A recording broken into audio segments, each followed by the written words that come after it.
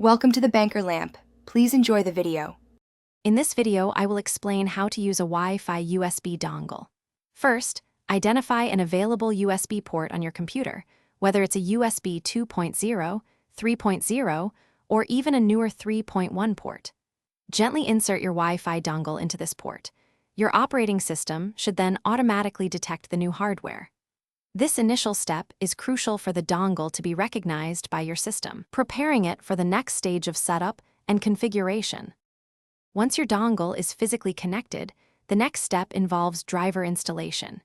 Many modern operating systems will automatically install the necessary drivers. However, if automatic installation doesn't occur, you'll need to manually install them.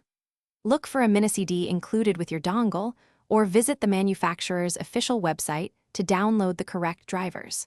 Follow the on-screen prompts carefully to ensure a successful installation, which typically takes only a few minutes. With the drivers installed, you're ready to connect to a wireless network. Navigate to your computer's network settings or the Wi-Fi utility, usually found in the system tray. You'll see a list of available wireless networks.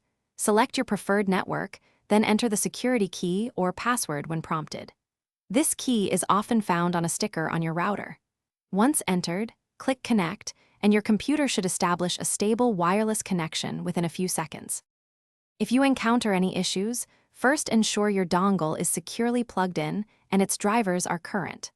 For better signal strength, try moving your computer closer to your wireless router, ideally within a range of 10 to 15 feet.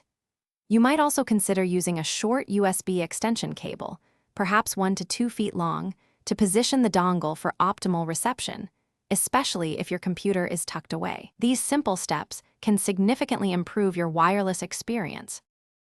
Thanks for watching. If this was helpful, leave a like and consider subscribing. See you next time.